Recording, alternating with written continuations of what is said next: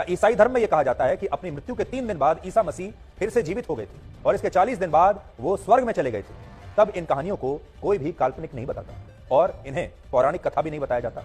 उन्हें मानने वाले लोग इसे अंतिम सत्य मानते हैं, इसे इतिहास बताते हैं। और अगर आप जेरूसलम चले जाएं तो आपको अलग सा मस्जिद भी मिलेगी, वेस्टर्न वॉल भी मिलेगा और वहां तमाम जगहें वो मिलेंगी जिनकी वो पूजा करते हैं। लेकिन जब हिंदू धर्म में भगवान राम और भगवान कृष्ण के अस्तित्व की बात की जाती है तो उनके जन्म को एक पौराणिक कथा बताकर यह कहा जाता है कि भगवान राम और भगवान कृष्ण असल में थे ही नहीं। तो आपने सुना कि ये सुधीर चौधरी जो कि एक भारतीय पत्रकार है, एंकर है, वो क्या बोल रहे हैं।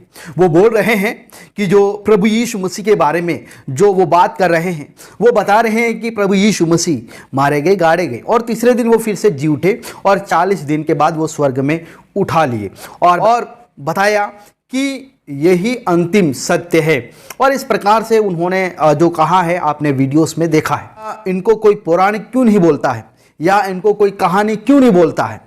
और फिर वो जो उनके भगवान हैं उनके बारे में बोलते हैं कि राम और कृष्ण के बारे में क्यों ये कहा जाता है कि ये एक पौराणिक है, ये एक काल्पनिक है। तो उनके लिए सवाल को उठाते हैं।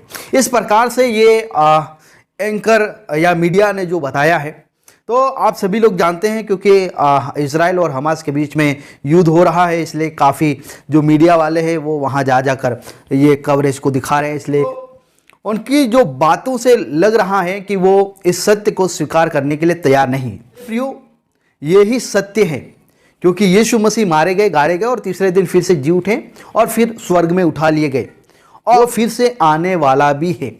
जी हाँ, वो फिर से आने वाला है और सबका न्याय करने वाला, हम सभी का न्याय वो करेगा।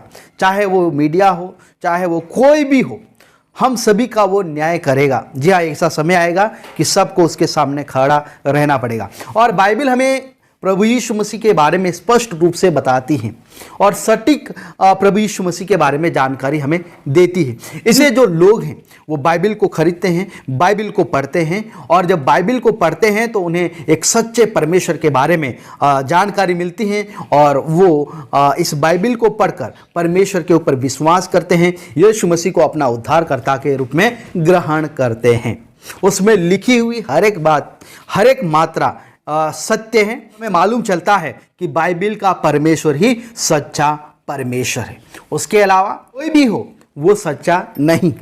केवल एक ही सच्चा है और वो है बाइबल का परमेश्वर। इसलिए हम देखते हैं कि आज दुनिया भर में जो लोग हैं, चाहे वो मुस्लिम हो, हिंदू हो, सिख हो, कोई सी भी जाति का हो, कोई से भी धर्म का हो, कोई से भी संप्रदाय का हो, हर कोई आज प्रभु यीशु मसीह पर विश्वास करते हैं। क्यों विश्वास करते हैं? क्योंकि प्रभु यीशु मसीह के बारे में बाइबल में लिखा गया है और जो भविष्यवाणी की गई थी वो पूरी हुई है और पूरी हो रही है और पूरी होगी। तो यीशु मसीह ने कहा, मार्ग, सत्य, जीवन मैं हूं, बिना मेरे द्वारा कोई भी पिता के पास नहीं पहुंच सकता है। और प्रभु ने कहा, मैं ही उद्धार करता हूं, मैं पापियों के लिए आया हूं, मैं पापियों को बचाने के लिए आया हूं। और प्रभु ने ये वायदा दिया है, जहां मैं रहूंगा वहां तुम भी रहोगे, मैं वापस आऊंगा और तुमको ले जाऊंगा। जी हाँ, यही सत्य है।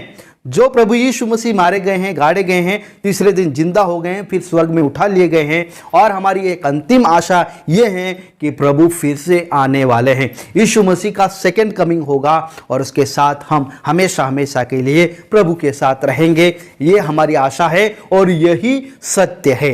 Praise the Lord, hallelujah. और जो बाइबल में जो भी लिखा गया है, बाइबल में जितने भी उत्पत्ति से लेकर प्रकाशित वाक्य में जितना भी वचन लिखा गया है, ये कोई मनुष्य के द्वारा लिखा गया नहीं है, परमेश्वर की प्रेरणा के द्वारा लिखा गया है। इसलिए आज दुनिया में सबसे ज़्यादा खरीदी जाने वाली, सबसे ज़्यादा पढ़ी जाने वाली जो कोई धार्मिक किताब है तो वो है बाइबल, पवित्र बाइबल। Praise the Lord. कई लोग आज बाइबल को पढ़कर विश्वास में आया है, कई लोगों के जीवन में परमेश्वर ने काम किया है और विश्वास में आया है। तो आप सभी को जय मसीह की। प्रेज।